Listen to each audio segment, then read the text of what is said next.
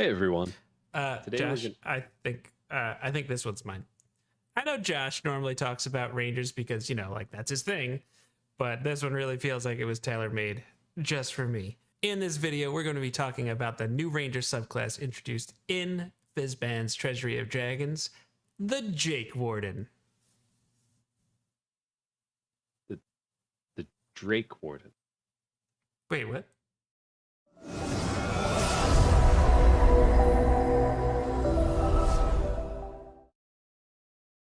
Welcome back to JNJtabletop. I'm Josh. This is Jake. This is your first time here. Welcome. We're happy to have you. JNJtabletop is where the two of us and sometimes some friends just talk about how we could how you could get the most out of your 5e games and just tabletop games in general.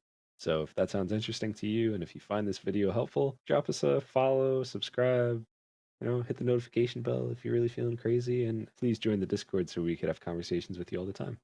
But without further ado, let's talk about the Drakewarden, or the Drakewarden, as we were calling it. For me, it's the Drakewarden, but I get it if no one else does that.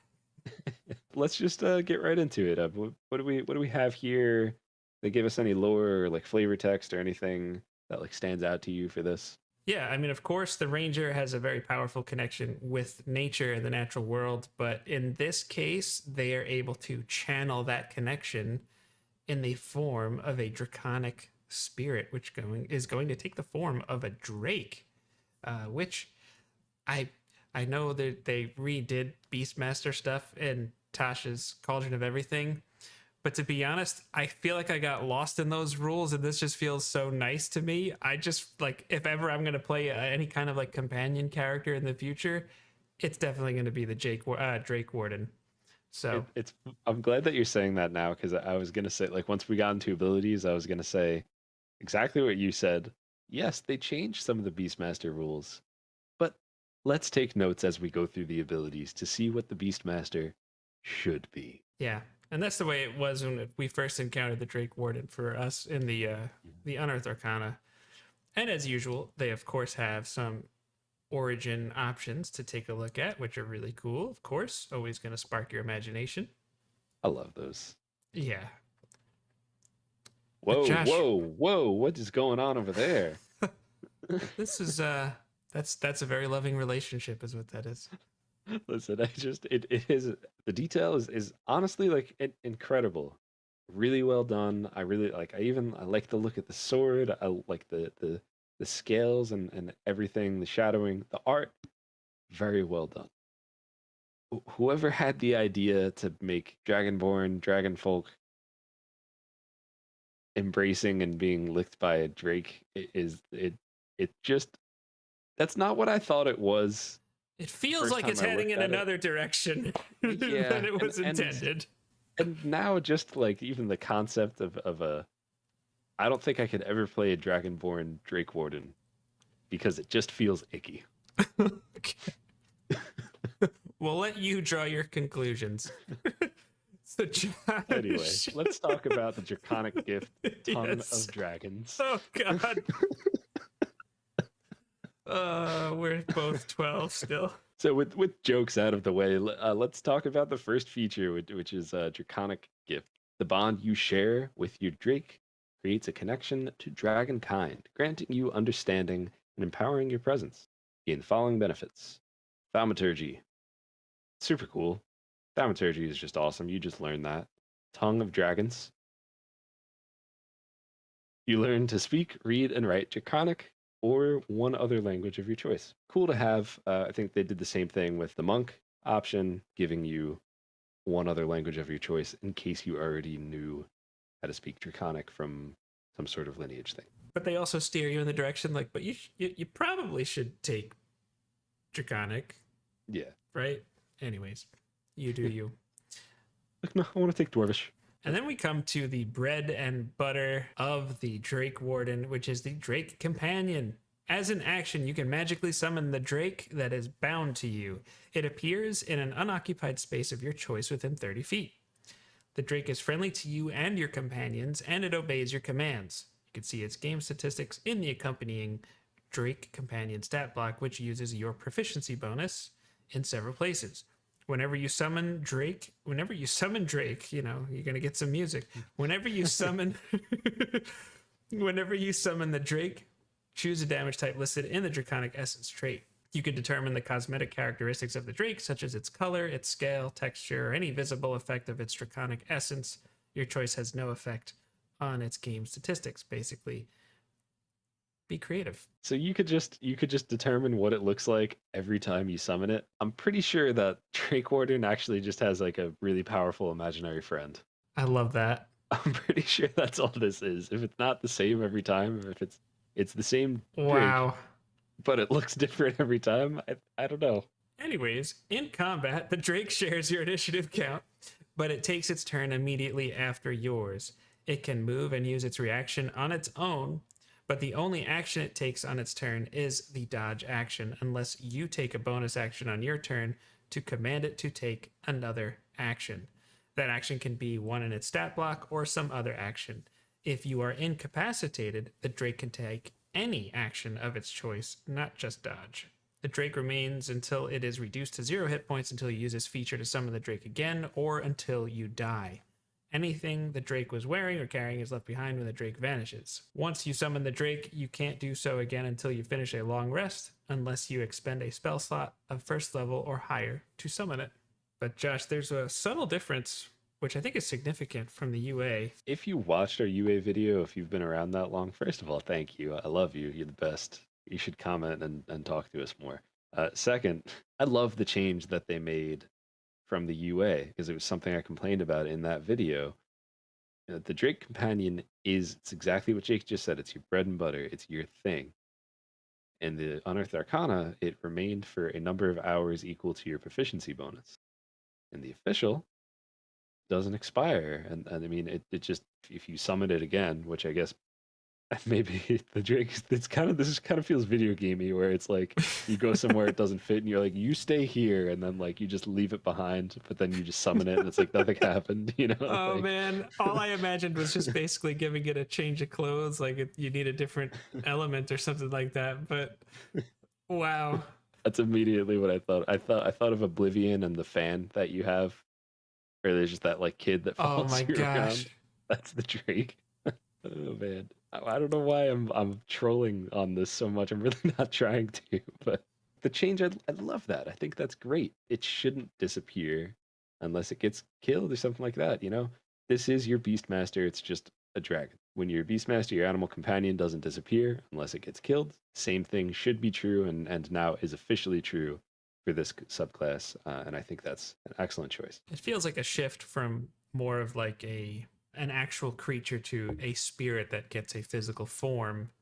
And if that form is destroyed, the spirit's still there. You know, it kind of has that shift a little bit. It feels like to me, Mm-hmm. which is cool. And then you know the stat block is really cool here. You know, it's kind of beefy in a lot of ways. I mean, your armor class is 14 plus your proficiency bonus, so right away you're starting with at least a 16. Your hit points is 5 plus 5 times your ranger level, which at this point you're going to be at least level 3. So you always start with at least 20 hit points with this thing. So they could kind of do some tank work for you, which is really cool. If you have a rogue in the party, this can be the ally next to a target that helps them deal their sneak attack. This can grab aggro. There's a lot of uses.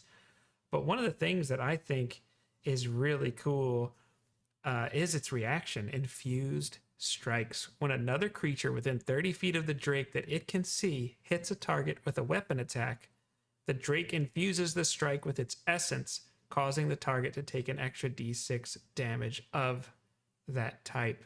So that's in addition to it being able to attack something as well. This is really kind of strong, Josh, if you think about it. It's kind of awesome because if you have a companion that's a freaking dragon, it should be strong. It should be strong. He's right, you know. I think the Ranger has always been a class that I have felt like that's really cool, but it's always been a little secondary. Like everybody makes like 50 character concepts. Like at least for me, I've always thought of that, but like I have like 3 or 4 character concepts right now that it's like I need to play one of them, and like the Drakewarden is on that list. Like it's depending on whatever game or situation, like I want to play a Ranger next. Like that's just the way it is. I'm honored. It just does that for me. Maybe it's because I like dragons. I don't know. You mentioned they could get aggro, they could help with your rogue, get sneak attack. Well, I'm gonna mention one other thing, and that thing is the Sentinel feat. When a creature within 5 feet of you makes an attack against a target other than you, and that target doesn't have this feat, you could use your reaction to make a melee weapon attack against the attacking creature. It says one, it specifies attack against a target, so it doesn't. It's any target. It could hit a rock, and it still counts if that's what it was targeting. This counts. Just food for thought. Just saying, one of the best feats in the game is Further enhanced. Yep. It really is almost like having another entire party member. It's toned down. It's sidekick level, if you will, if you're familiar with like Dragon of Icespire Peak rules and things like that.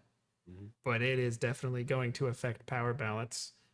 Yeah. And if you're a DM and you have experience using the Unearthed Arcana version, let us know how that experience was for you as far as encounter balance, because that was, I haven't DM'd that. I haven't played in a game that has had a Drakewarden, so I've just never encountered that. I would just be curious on your thoughts. Next, we will have the Bond of Fang and Scale. Your 7th level Drakewarden feature. The bond you share with your Drake intensifies, protecting you and stoking the Drake's fury. When you summon your Drake, it grows wings on its back and gains a flying speed equal to its walking speed. In addition, while your Drake is summoned, you and the Drake gain the following benefits. Drake Mount. The Drake grows to medium size, reflecting your special bond. You can use the Drake as a mount if your size is medium or smaller. While you're riding your Drake, it can't use the flying speed of this feature. The Drake's bite attack deals an extra 1d6 of damage of the type chosen for the Drake's Draconic Essence. And then last, we got resistance. You gain resistance to the damage type chosen for the Drake's Draconic Essence. That's all very nice. That is all very nice. How do you feel about that? I'm just gonna read what the Unearthed Arcana used to say about it, and we'll talk about it. The Drake companion gained either a 40-foot swimming speed and the ability to breathe underwater, or a 40-foot flying speed after growing wings. Here, it is kind of weird because it didn't specify whether you could fly it or not, or ride it or not. I would assume that you could, but here it specifically says that while you are riding your Drake, it can't use the flying speed of this feature. And I don't know. That's some Swiss.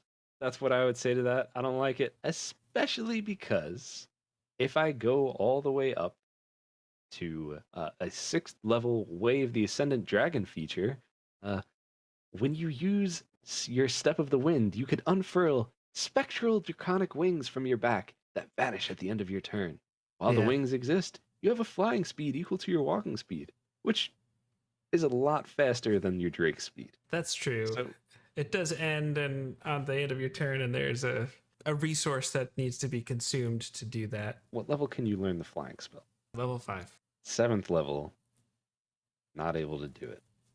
I understand. There probably just wasn't an easy way for them to figure it out, so they just said no until at some point down the road they'll say yes, and Yeah. we'll get there when we get there. What if I'm a small character? What if I'm a gnome or a halfling ranger? If the Drake is a medium character, why can't I just do that there? Like just physically. You could use the Drake as your mount if your size is medium or smaller. But when you're while I'm riding it, yeah, that's where it Yeah. gets. Maybe the wings are just not quite as big. I don't know. Yeah, it's got it's like this big ass thing with these little tiny wings on the back. They're more. It's for show, right? It's Yeah, that's it.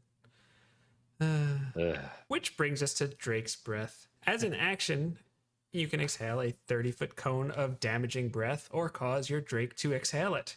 Choose acid, cold, fire, lightning, or poison, your choice, and it doesn't have to match your Draconic Essence trait, which is, I think that's really important actually. Each creature in the cone must make a dexterity saving throw against your spell save, taking 8d6 damage on a failed save or half as much on a successful one. Yeah, at level 15, this scales to 10d6. Once you use this feature again, you can't do so until you finish a long rest or you use a 3rd level spell slot or higher to use it again. So, one reason why I think this is important that your element doesn't have to match the essence. We have a meme that was recently posted in our Discord that was talking about like a white dragon should breathe fire because what good is cold in their Arctic climates going to serve them? And it's kind of like, no, a white dragon shouldn't breathe fire. But the point is a valid one, and which is another reason why I like the metallic ones because they have two options. But again, that makes this really important because if you're in an Arctic environment and you have resistance to cold because of the draconic essence, your white Drake can breathe fire if you want it to, and that's totally fine. But they actually buffed it here. In the UA, it was 6d6, and here it's 8d6. 8d. And what is that on a successful save? Half as much. So are you telling me that this 11th level feature is better than Explosive Fury? It certainly sounds like it.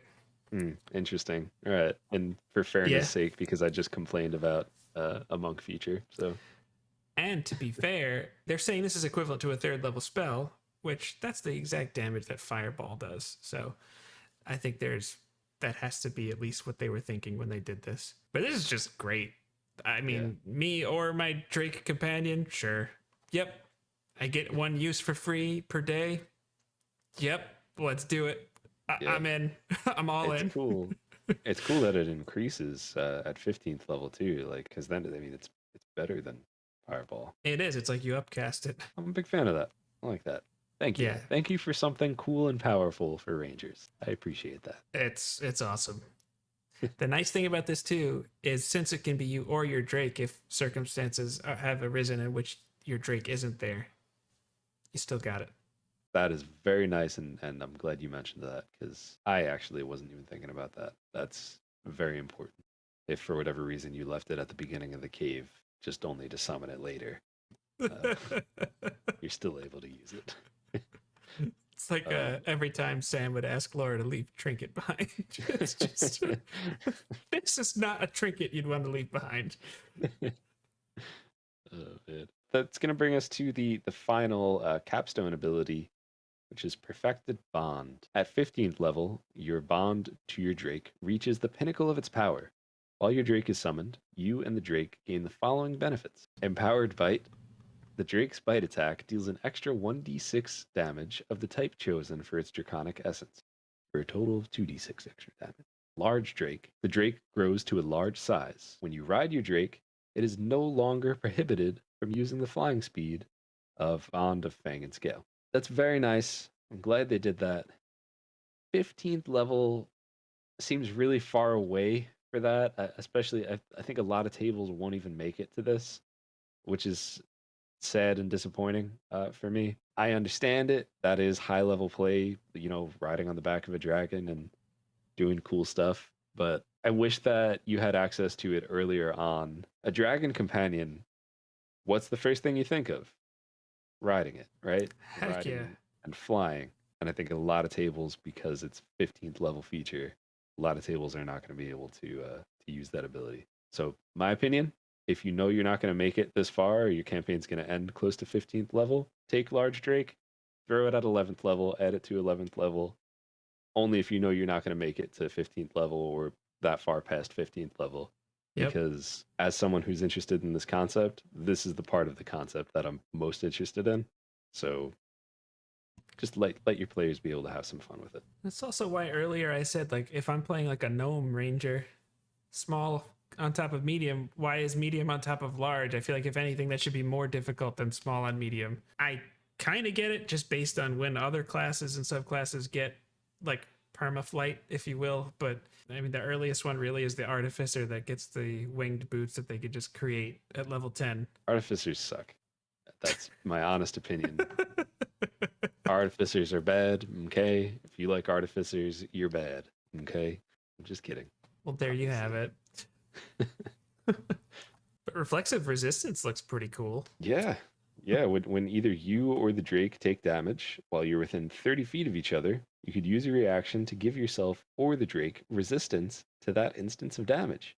You could use this reaction a number of times equal to your proficiency bonus, and you regain all expended uses when you finish a long rest. I think it's very nice to have an ability like that, because if your Drake is right up front and, maybe you're in the back, you're kind of dealing your damage, and you really need it to be like extra tanky, then boom, you give it resistance that one instance, especially if it's like about to take a crazy amount of damage. Really nice thing to have in your back pocket. And then if for whatever reason you're the one that gets messed up and not your meat shield, I mean your Drake, then you get to give yourself resistance. And that's just very nice to have. It's a cool little thing there. Yeah, it's almost like an uncanny dodge, but obviously they did change this. I mean, in the UA, there was no limit on it, and this, you know, it is your proficiency bonus, which at level 15, I think it's still 5, but I think it goes to 6 really quick after that. So you're kind of right there. I And think that makes sense, that change.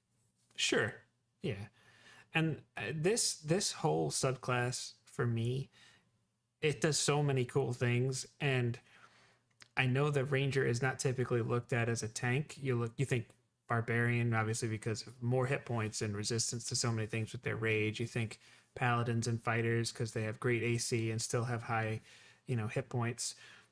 But I mean, the ranger still gets that D10, and now with this option, you could tank. I mean, this to me, this could be a very effective, I mean, melee or ranged ranger. But I feel like up front, you could do some nasty things together with your Drake companion. It's a lot of fun. I just had a weird thought.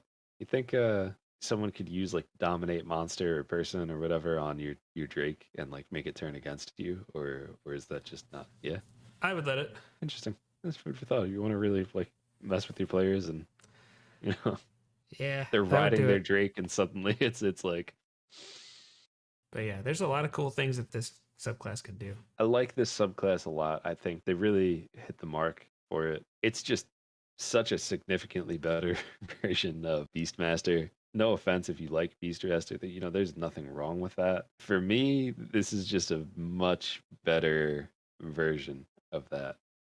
Um, and I like it. I think it's very good. I hope you found that helpful. If you've ever played this character concept before, whether in Unearthed Arcana or in the official material, we'd love to hear about it, or we'd love to hear about the character concepts you might have because of this. So please let us know about that in the comments, or you could even be our best friends in the world and join our Discord, which you could find the link to in our link tree, which is in the doobly doo in the description. So click on that. We'll talk about all the things and have a grand old time. Also, you might be wondering about the other Draconic subclass, which is the Monk. And if you want to hear more about that, we actually did a video on that. Watch that video and we'll talk all about that. Aside from that, my name is Josh.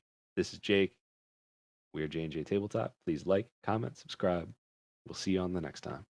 Drake mount, your Drake companion gained either a 40-foot swimming speed, and they could also breathe underwater, or a 40-foot flying speed after growing weed.